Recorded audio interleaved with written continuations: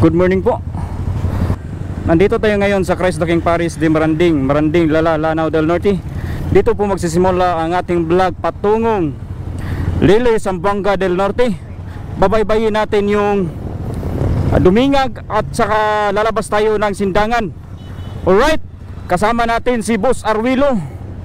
Yung motor niya is CRF 150, tapos yung gagamitin natin na motor is Yamaha Sniper 150. Let's go! Alright! Yung pupuntahan natin is beach ng Liloy, Zamboanga del Norte.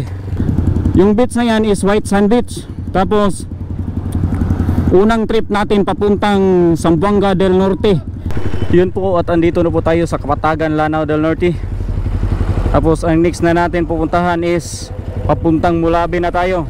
Bali yung Kapatagan is mayroon silang Cathedral Falls dito, pero as of now hindi muna natin yan pupuntahan.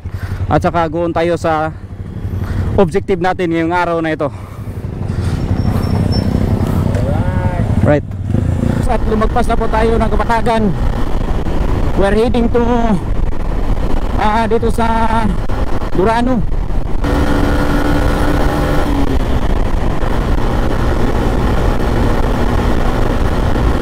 Dadaanan natin yung Tagitik. May malaking fish pond dito ng alimango at saka sa shrimp. Bali yung mga komprador dito sila bibili ng mga shrimp, tapos dadalhin nila sa ibang lugar, tapos ibibenta nila. Ang daming alimango dito at saka shrimp.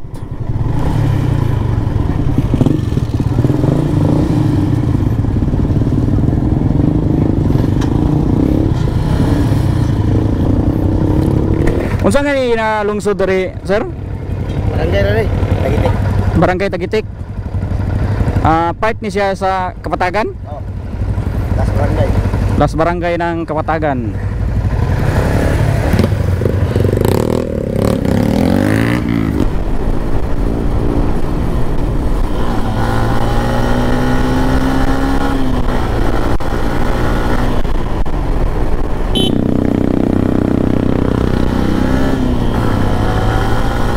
Yan, ito yung sinasabi ko na may swimming pool dito sa taas ng bundok.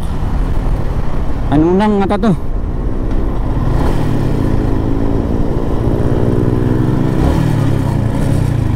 Ang daming curve ng daan dito ah. First time ko po dito dumaan sa daan na ito. Hindi ako sanay sa bangkingan guys, sorry. Mangangamuti ako dito.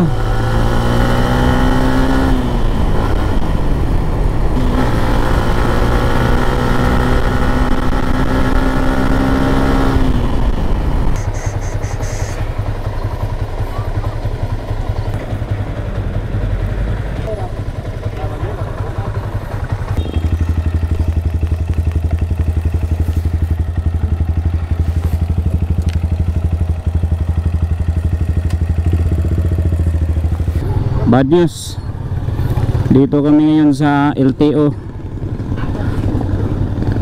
ng Aurora. Natikitan po kami 5,000 yung naging bill natin. Na-issuean tayo ng TOP dito sa Aurora dahil dito hindi stock ang pinalit mo, yun pwede kang ma-issuean ng TOP. Modified headlight yung ano natin, tapos binayaran natin buo ng 5,010 pesos. Yun po yung nabayaran natin dito sa LTO ng Aurora, Zamboanga del Sur. Yung mangyayari ngayon is maghahanap tayo ng tindahan bibenta ng motor parts. Bibilhan natin to ng stock na headlight. Mangyayari, hindi tayo doon matutuloy sa Liloy. Siguro sa mga ibang araw na lang yun. Mangyayari sa vlog natin from Aurora, we're going to Cathedral Falls, and yung isang waterfalls yung pupuntahan natin doon. Magda-divert tayo into a nature trip waterfalls.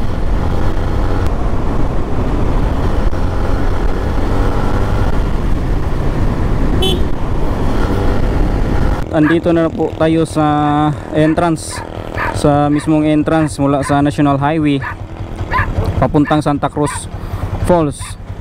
It is about 1.2 kilometers. Andun na po yung waterfalls ng Santa Cruz. Alright, let's go. Sisilipin lang natin kahit hindi tayo makaligo, okay lang.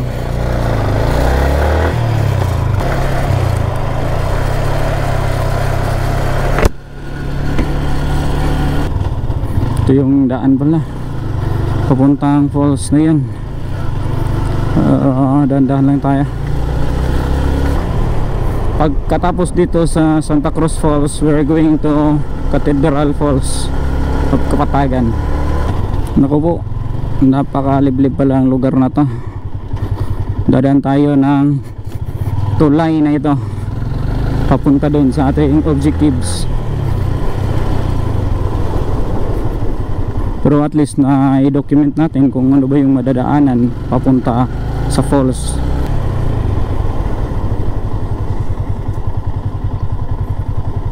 Ito na ata yun ah. Ayun, waterfalls. Yan na po ang Santa Cruz Waterfalls. Grabe, parang hindi ko ata ito ma-enjoy ah. Yung mas maganda tong pagmasdan pag andun ka sa baba. See that? Ang gandang pagmasdan ng waterfalls na ito. Saan nga barangay dari sir? Saan nga barangay?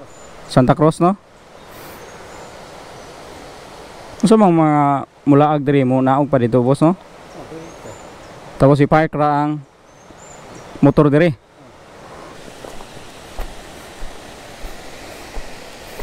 Dadaan tayo dito. Naku po, napakaganda po ditong pagmasdan dito sa baba. Ito pala yung daan oh. Ang thrill.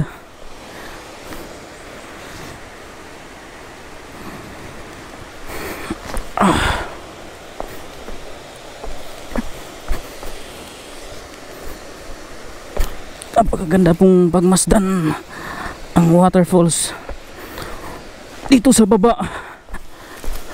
Pero ito yung dadaanan mo ah.